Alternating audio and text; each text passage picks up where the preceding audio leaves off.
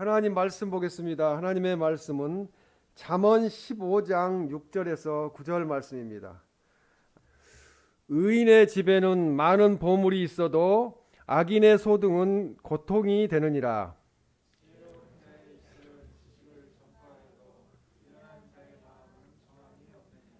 악인의 제사는 여호와께서 미워하셔도 정직한 자의 기도는 그가 기뻐하시느니라.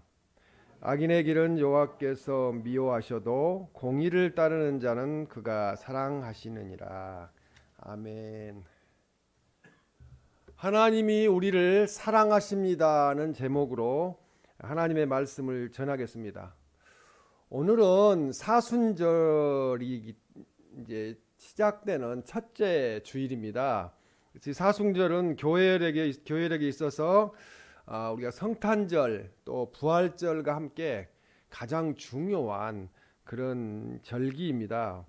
올해의 사순절은 이미 지난 수요일 그제 22일 수요일부터 시작이 되어서 4월 9일 부활주일까지 해서 주일을 뺀 나머지 평일만 계산한 40일 동안을 이렇게 사순절이라고 합니다. 그래서 주간으로 따지면 6주간 정도 이게 사순절 기간이 되겠습니다. 이 40이라는 숫자의 성경적 의미는 준비하다는 뜻을 가지고 있어요. 준비하다. 그래서 예수님은 광야에서 40일 동안 기도하신 후에 사역을 시작하셨습니다. 그리고 모세도 시내산에서 40일 동안 금식한 후에 이스라엘을 이끄는 지도자가 되었습니다. 그리고 엘리야 선지자도 하나님의 산으로 가는 길에서 40일 동안 금식을 하였습니다. 그리고 이스라엘 백성들은 40년 동안 광야에서 가나안 땅에 들어갈 준비를 하였습니다. 그리고 40년이 지나자 가나안 땅에 들어가게 되었습니다. 이 사순절의 40일 기간은 예수님 고난 당하신 그리고 부활하심에 대한 신앙의 영적 준비 기간입니다. 사순절 기간은 우리도 주님의 고난과 부활을 기다리는 기간입니다. 그래서 우리는 이 사순절에 준비되고 훈련되어야 된다는 거죠. 매년 지나가는 거니까 뭐 당연한 거지 이렇게 생각할 것이 아니고 훈련되는 또 주님의 은혜를 생각하는 그런 사순절 기간이 되어야 될 줄로 믿습니다. 하나님께서 택하신 백성인 우리들을 하나님께서 지극히 사랑하세요. 그냥 사랑하시는 것이 아니고 지극히 사랑하심으로 그리스도 예수님을 이 땅에 보내주셔서 우리를 이미 구원해 주셨습니다. 그리고 이 땅에서도 거룩한 천국 백성으로 구분되어서 살게 하고 계세요.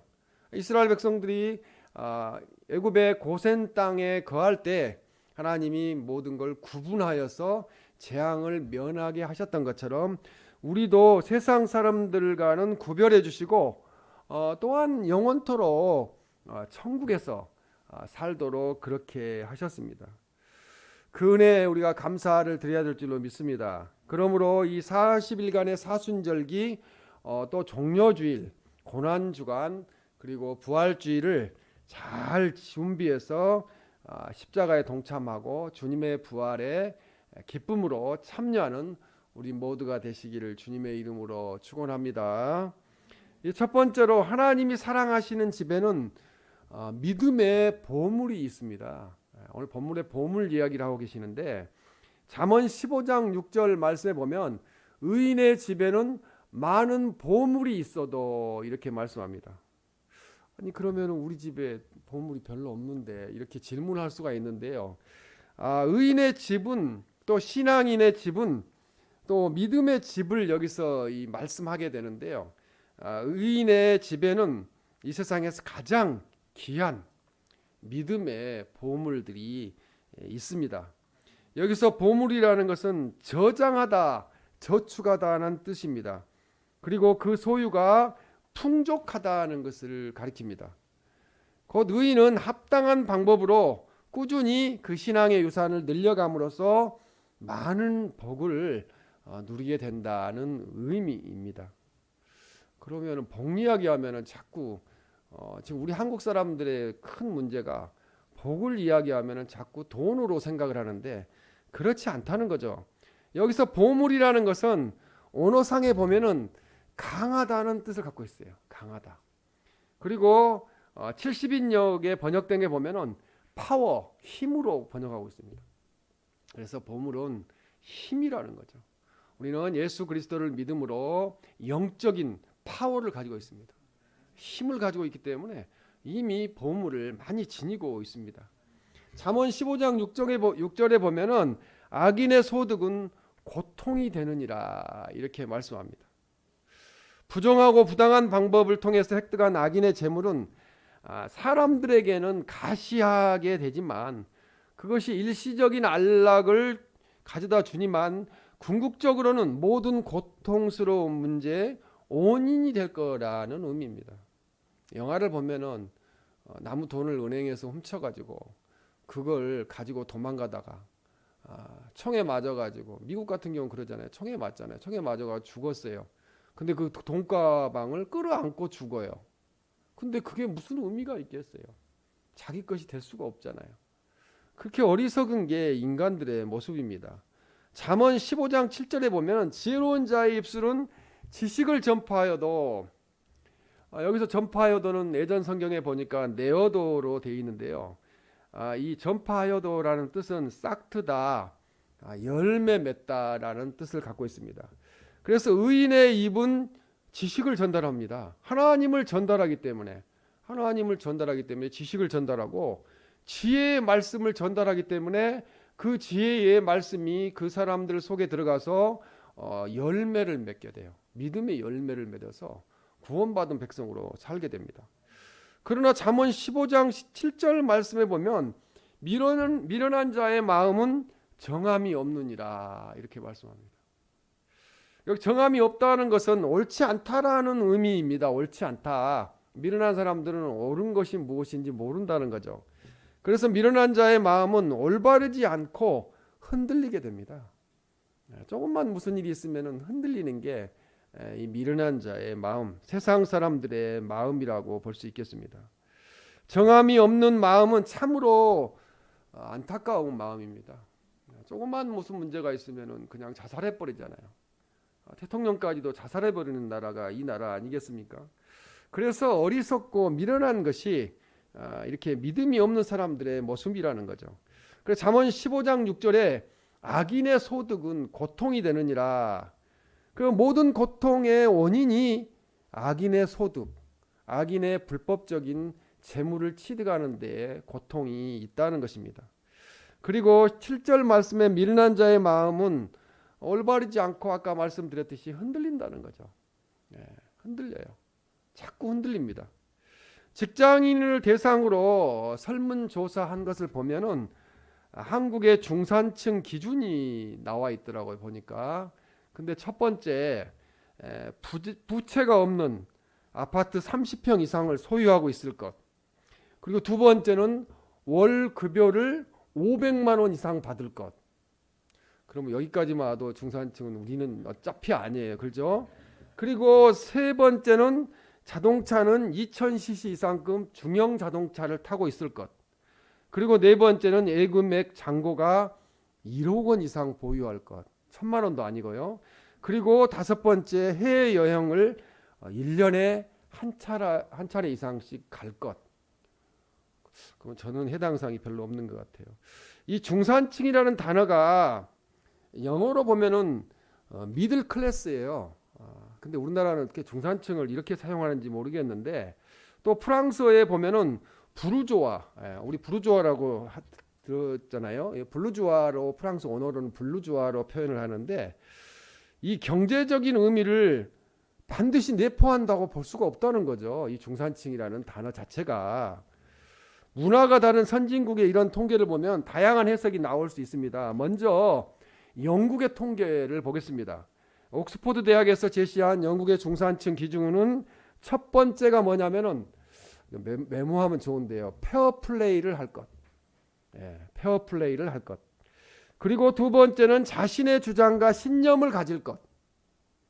자신의 주장과 신념을 가질 것. 그리고 세 번째는 독선적으로 행동하지 말 것. 그리고 네 번째는 약자를 보호하고 강자에게는 대응할 것. 그리고 다섯 번째는 불이나 불평이나 불법에 의연히 대처하는 사람들을 영국에서는 중산층이라고 이야기한다고 합니다. 그리고 프랑스에서의 중산층의 기준은 첫 번째, 애국어를 하나 정도는 할 수 있어야 하고, 두 번째, 직접 즐기는 스포츠가 있어야 하며, 세 번째, 악기 하나 정도는 다룰 줄 알아야 한다. 그럼 우리 교회 중산층이 많네요. 악기 하나 다루시는 분들 많잖아요. 그렇죠? 그리고 네 번째, 남들과 다른 맛을 낼 수 있는 요리를 만들 수 있어야 한다. 그리고 다섯 번째, 공부는 공적인 일로 느끼는 분노를 말합니다. 이 공적인 일로 느끼는 분노에 의연히 참여해야 된다는 거예요. 그리고 여섯 번째, 약자를 도우며 봉사활동을 꾸준히 해야 한다. 이것이 프랑스의 중산층의 기준입니다. 그럼 미국은 어떨까요? 미국의 중산층의 기준은 첫 번째, 자신의 주장에 떳떳하고, 두 번째, 사회적인 약자를 도와야 하며, 그 다음에 세 번째, 부정과 불법에 저항해야 하고, 그리고 네 번째, 자기 책상 위에 정기적으로 받아보는 비평 잡지가 놓여 있어야 한다고, 그렇게 미국의 중산층의 기준을 이야기하고 있습니다. 그러면 여기 중산층의 기준에는 저도 그렇고 우리 사랑스 가족들도 많이 해당이 되는 것 같아요. 자기 주장이 떳떳하고. 이처럼 이 영국, 프랑스, 미국 세 나라가 중산층을 구분하는 기준의 공통점은 물질이 아니라는 거죠. 물질이 아니고 정신세계라는 거죠. 또 문화라는 거, 또 삶의 태도 혹은 방식이라는 것입니다. 하나를 덧붙이면은 신앙이라는 거죠. 이 서구의 유럽과 미국의 그 본 바탕에는 믿음, 신앙, 하나님 신앙이 깔려 있습니다. 자기만의 신념을 가지면서도 독선에 빠지지 않고 남들과 공생하고 공존하면서 정의를 실현하는 의지, 그리고 사회적 약자를 도우려는 것이 공통적으로 중요시 된다고 볼 수 있겠습니다. 서구의 선진국의 중산층의 기준으로 보면 우리 한국 사람들은 중산층이 많다, 많지 않다? 많지 않다고 봐야 되겠습니다. 어떻게 보면 갈수록 거의 없다고 볼 수도 있겠어요. 한국 사람들은 너무나 자기밖에 모르기 때문에 그렇습니다. 이러한 정신과 문화가 바로 오래된 대륙이지만 유럽이 여전히 세계를 이끌어가는 선진국에 있다는 거죠. 그 선진국이라는 것은 정신세계를 이야기하는 거죠. 경제를 이야기하는 것보다는. 그러나 우리나라의 중산층 분류 기준은 전적으로 물질의 유무에 있어요. 한국이 예전에는 너무 보릿고개 때문에 가난하게 살다 보니까 조금 살게 되니까 모든 것이 돈으로 평가하는 그런 시대가 되어버렸습니다. 사람마다 생각은 다르지만 중산층의 기준이 우리나라에서는 돈이라는 거죠. 그러나 영국과 프랑스에서는 생각과 행동에 대한 기준을 말하고 있어요. 어떻게 생각하고 어떻게 행동하느냐가 그 사람이 중산층이냐 아니냐를 결정한다는 겁니다. 이 미국과 유럽은 기독교적인 성경적인 그런 사상에서 나온 기준이고 우리나라는 지극히 물질적인 사상에서 나온 결과입니다. 우리나라는 아직도 기복주의에 빠져서 교회조차도 하나님에 대한 확실한 신앙이 없이 자꾸 물질의 복으로 복을 평가하고 있습니다. 하나님을 믿으면 물질의 복을 받는다고 가르쳤으니 기준이 잘못되어서 결국은 지금 교회조차도 교회가 크냐 작으냐 그걸로 교회를 평가하는, 믿음이 있느냐 없느냐 그걸로 평가하는 것이 아니라 잘못된 기준을 가지고 있습니다. 그러므로 세상적으로 잘 되면 잘 믿는 것 같다가 세상적으로 경제적으로 어려워지면은 하나님을 떠나버리는 사람들이 한국 교회에 너무나 많이 있습니다. 그것은 신앙적인 기준, 가치를 가지고 평가하는 것이 아니라 물질로 평가하다 보니까 그렇게 되어버렸습니다. 잠언 오늘 15장 6절에 보면은 의인의 집에는 많은 보물이 있어도라고 말씀합니다. 그래서 의인의 집, 신앙인의 집, 믿음의 집은 물질적인 보물이 아니고 신앙적인 보물이 하나님 나라 곳간에, 우리가 볼 수 없는 곳간에 수없이 많이 쌓이고 있다는 것을 우리가 알아야 됩니다. 디모데전서 6장 17절 19절 말씀에 보면 내가 이 세대에서 부한 자들을 명하여 마음을 높이지 말고 정함이 없는 재물에 소망을 두지 말고 하나님께 두며, 18절에 선을 행하고 선한 사업을 많이 하고, 이게 지금 서양적인 거래요. 선을 행하고 선한 사업을 많이 하고 나누어 주기를 좋아하며 너그러운 자가 되게 하라. 그리고 19절에 좋은 털을 쌓아 참된 생명을 취하는 것이니라. 이것이 장래의 자기를 위하여 그렇다는 것입니다. 하나님 나라에 갈 때에 아까 우리 한국적인 중산층의 기준으로 하나님 나라 가는 게 아니라는 거죠. 더 유럽과 미국적인 그런 중산층의 기준을 하나님은 보고 계신다고 볼 수 있겠습니다. 세상의 재물에 마음이 흔들리지 말아야 합니다. 돈만 된다면은 수단과 방법을 가리지 않고 무엇이든지 하는 사람, 돈이면 무엇이든지 다 되는 것으로 생각하는 사람, 이런 사람들이 지금 우리 한국에 가득가득 차 있습니다. 이런 사람은 잠언 15장 6절에 악인의 소득은 고통이 되고에 해당이 되고, 17절에 그냥 15장 17절에 미련한 자의 마음은 정함이 없게 올바르지 않고 집안 전체가 흔들리게 만든다는 것입니다. 언젠가는 그렇게 된다는 거죠. 그래서 신앙생활에 흔들림이 없는 믿음의 가정이 참으로 하나님으로부터 큰 복을 받은 가정이라는 것입니다. 그것을 알아야 된다는 거죠. 길거리에 다니다 보면은 한국 사람들 앞으로 걱정됩니다. 저도 한국 사람이지만 차 좋은 거 타고 다니는 사람이 최고 잘난 사람이고 최고이고, 차를 헌차 타고 다니고 안 좋은 차 타고 다니는데요, 그 안에 이 서양적인 미국적인 그런 중산층들이 타고 있다는 거예요. 박사도 있고 석사도 있고 또 학사도 있고 또 공부는 좀 못했지만 지식, 하나님을 아는 지혜, 이런 걸 풍부하게 갖고 계신 분들이, 인격적으로 훌륭한 분들이 타고 있어요. 집도 마찬가지예요. 어느 집이든지. 근데 한국 사람들은 지금 그렇게 하지 못하고 있고, 정치인들조차도 뇌물을 받는 데서 자유롭지 못하고, 정치인들 되면은 돈 벌잖아요. 다 재산이 40억 50억씩 되잖아요. 정치인들을 공무원 해가지고 그렇게 돈을 모을 수가 없어요. 그래서 한국은 앞으로 미래가 어둡다, 그렇게 볼 수밖에 없습니다. 믿음의 보물을 받고 흔들림이 없는 신앙은 재용서함을 받아 구원받고 하나님의 자녀임을 확신하는 신앙이 흔들림이 없는 신앙이라는 거죠. 우리는 흔들림이 없는 신앙을 가져야 됩니다. 나는 하나님의 자녀다. 이 땅에서도 하나님의 자녀로 살고 영원한 천국이 나에게 열려 있다, 보장되어 있다는 것을 알게 되면은 자부심을 가지고 살 수 있습니다. 세상의 물질을 의지하지 않고 하나님을 의지하고 살겠다는 확신을 가진 신앙을 말합니다. 물을 떠난 물고기가 살 수 없듯이 주님을 떠나서는 살 수가 없습니다. 살 수가 없어요. 영원히 죽기 때문에 그렇습니다. 그래서 우리는 확고한 믿음을 가져야 됩니다. 신앙생활에 장애가 되는 어떤 것도 단호히 거절할 수 있는 흔들림이 없는 확고한 신앙이 되어야 된다는 거죠. 그렇게 되어야 하나님께서 주시는 믿음의 보물을 영원한 천국의 집에 저축하는 그런 삶을 살게 됩니다. 우리가 지금 천국의 우리의 창고에, 집에 많은 보물들이 쌓이고 있다는 것을 깨닫고 천국 백성으로 자부심을 가지고 사시기를 주님의 이름으로 축원합니다. 두 번째로, 이 하나님께서 정직한 자 그리고 의인의 기도를 기뻐하신다는 거죠.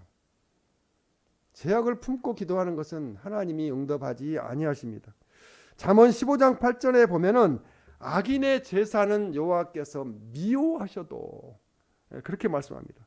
여기서 제사는 진정한 제사의 정신을 상실한 채 단지 의례적인 형식과 율법의 예적 준수에만 집착하여 드리는 이 값비싼 제물의 제사를 가리킵니다. 세상적인 방법으로 드리는 제사는 하나님께서 받지 아니시고 오히려 미워하신다는 거죠. 믿음이 없이 하나님 잘 안 믿으면서 교회 물질만 많이 갖다 드리고 장로가 되고 또 무엇이 되어서 자기가 잘난 체 하는 사람들을 한국 교회에 대단히 많이 있어요. 근데 그런 사람들을 하나님이 제사 그 예배를 받지 아니하신다는 무서운 말씀입니다. 잠언 15장 8절에 보면 정직한 자의 기도는 그가 기뻐하시느니라. 이 8절에서 말씀에서 이 정직한 자의 기도는 비록 그 예적 형식은 미미하나 중심에서 우러나오는 자발적인 순종과 헌신의 기도를 의미합니다. 두 렙돈 드렸던 가부의 헌금처럼 전부를 드릴 수 있는 그런 예배를 하나님이 받으신다는 거죠. 우러나오는 자발적인 순종이 필요하다는 거죠.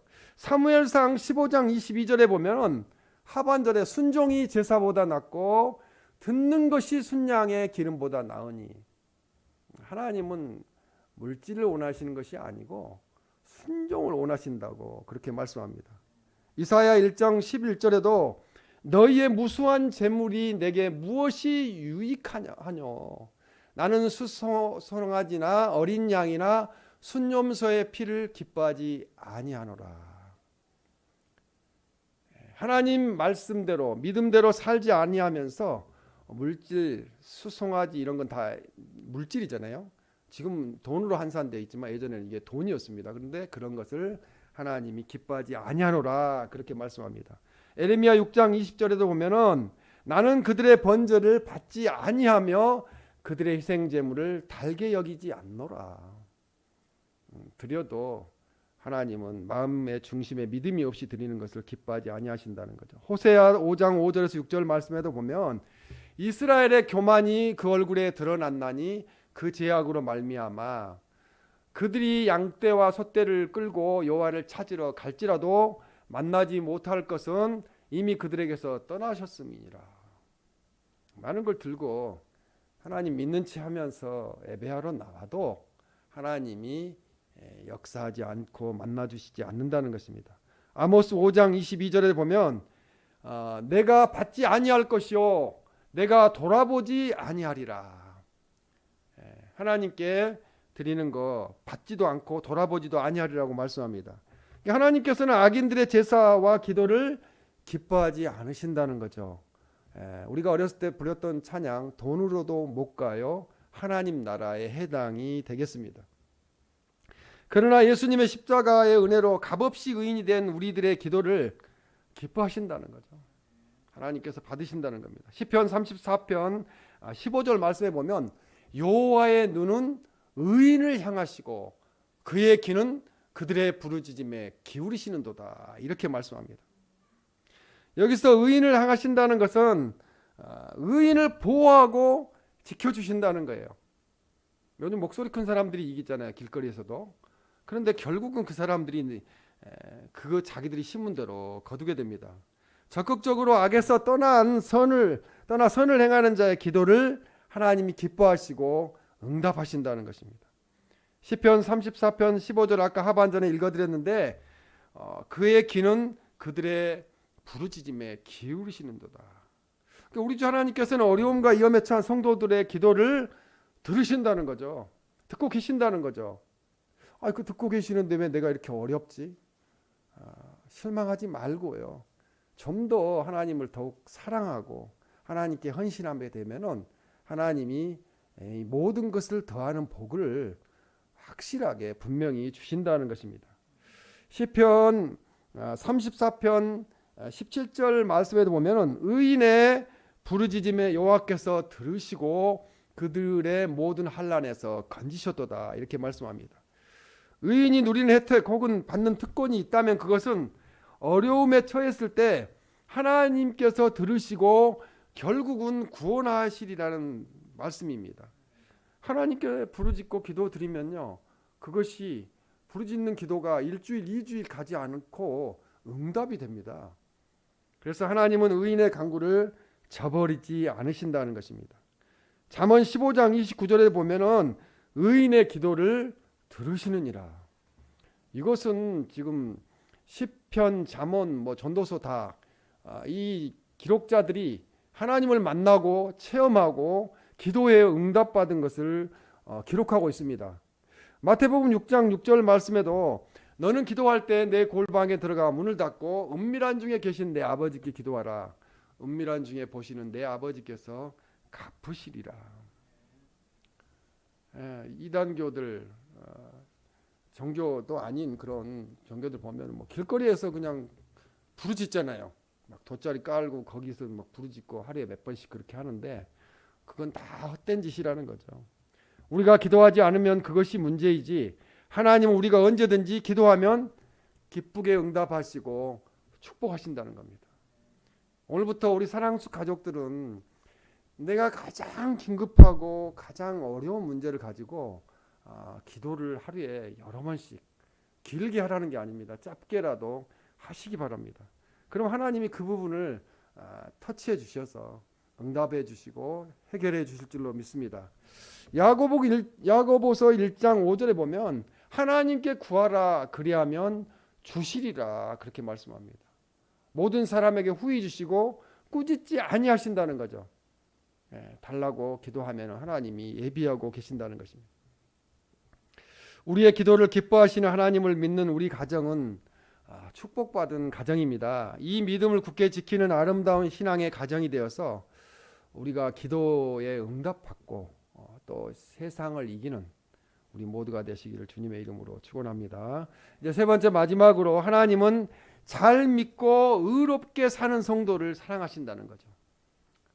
세상 사람들처럼 목소리 크고 욕 잘하고 악한 사람들을 하나님은 사랑하시는 것이 아니고 그들을 미워하시고요. 하나님을 잘 믿고 지금은 힘들지만 내가 올바르게 의롭게 살겠다는 그런 성도를 사랑하십니다. 그 잠언 15장 9절에 악인의 길은 여호와께서 미워하셔도, 악인의 길을 가는 사람들은 지금은 잘 되는 것처럼 막 보이지만 하나님이 미워하시기 때문에 결국은 멸망하게 됩니다. 잠언 15장 9절에 공의를 따라가는 자는 그가 사랑하시느니라. 여기서 따라가다는 것은 추적하다는 뜻을 갖고 있어요. 추적하다는 뜻으로 중도의 포기함이 없이 끝까지 따라가는 것을 의미합니다. 그래서 공의를 따라가는 자는 절대적인 확신과 인내로서 믿음으로 의를 추구하는 자, 아무리 가난하고 힘들어도 정직하고 올바르게 사는 사람을 공의를 따라가는 자라고 말합니다. 하나님이 의의 길을 따르는 자를 지극히 사랑하십니다. 하나님은 우리를 사랑하십니다. 요한복음 3장 16절에 하나님이 세상을 이처럼 사랑하사로 말씀합니다. 여기서 세상을 뜻하는 헬라어는 코스모스인데요. 우리가 들의 가을에 피는 코스모스, 세상입니다. 유대인과 이방인을 포함한 온 인류를 세상이라고 말합니다. 하나님의 은혜를 받을 수 있게 하는 것은 오직 믿음입니다. 하나님은 독생자를 보내신 것이 하나님 아버지의 가장 크신 사랑입니다. 인류를 향한 하나님의 사랑은 예수님 그리스도의 십자가 고난을 통해서 그 절정에 이르게 된다는 거죠. 하나님의 사랑이 가장 크신 사랑이 십자가라고 보면 되겠습니다. 그래서 요한복음 3장 16절에 독생자를 주셨으니 라고 말씀합니다. 독생자를 주셨다는 것은 보내셨다는 거죠. 넘겨주셨다는 거죠. 하나님의 아들을 넘겨주셨다는 거죠. 그리고 값을 지불하셨다는 거죠. 죄의 대가를, 우리 모두의 죄의 대가를 예수님이 십자가에서 지불하셨습니다.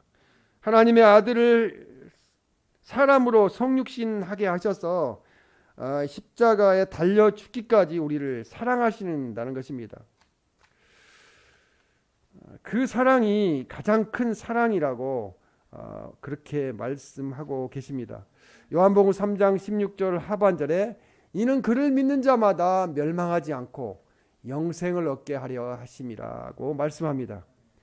한국적인 기준의 중산층이 멸망하지 않고 영생을 얻는 것이 아니고 믿는 자, 예수 그리스도를 믿는 자가 멸망하지 않고 영원한 생명을, 천국 생명을 얻게 됩니다.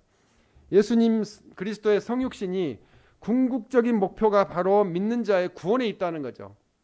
멸망하다는 것은 여기서 잃어버린다는 겁니다. 상실해버린다는 거예요. 영혼을 잃어버리는 거죠. 지옥을 가게 된다는 겁니다. 또 없어지게 되고 파괴된다는 뜻을 가지고 있습니다. 하나님의 품을 떠나 살아가는 자들은 필경 절망과 파멸로 치달을 수밖에 없게 됩니다. 아니 죽을 때까지 여기서 좀 잘 살고 가지고 있는 게 많이 있다 할지라도 그것이 자기에게 복이 되는 것이 아니고 마지막에 지옥을 가게 되면은 영원히 이를 갈면서 후회하는 그런 상황에 놓이게 됩니다. 그런데 사람들은 사랑의 하나님을 떠나버립니다. 안타까운 것은 지금 갈수록 교인들이 줄어들고 있다는 거예요. 하나님을 떠나버립니다. 하나님의 사랑을 저버립니다. 그래서 결국 탕자처럼 살게 됩니다. 우리에게 내려주신 가장 큰 축복, 보물이 무엇입니까? 돈보다, 재물보다, 명예보다 하나님의 사랑을 받고 있고 하나님의 아들, 딸로 이 땅에서 살고 있다는 것이 가장 큰 보물입니다. 우리는 하나님의 사랑을 받는 하나님의 자녀라는 이 사실을 기억하고 너무 감사를 드려야 되고 감격하는 그런 삶을 살아야 됩니다. 하나님이 사랑하시는 우리 집에는 믿음의 보물이 있습니다. 하나님께서 정직한 자, 의인의 기도를 기뻐하십니다. 그리고 하나님은 잘 믿고 의롭게 사는 성도를 사랑하십니다. 이 말씀을 우리가 기억하고 믿음의 보물을 잘 간직하고 기뻐 받으시는 기도를 드리고 하나님을 잘 믿고 의롭게 살아가는, 그래야 함으로 하나님께서 모든 더하는 복을 내려주시는, 그런 복받는, 영적인 복을 받는, 또한 물질적인 복도 받는 우리 사랑수 가족들이 다 되시기를 예수님의 이름으로 축원합니다. 아멘.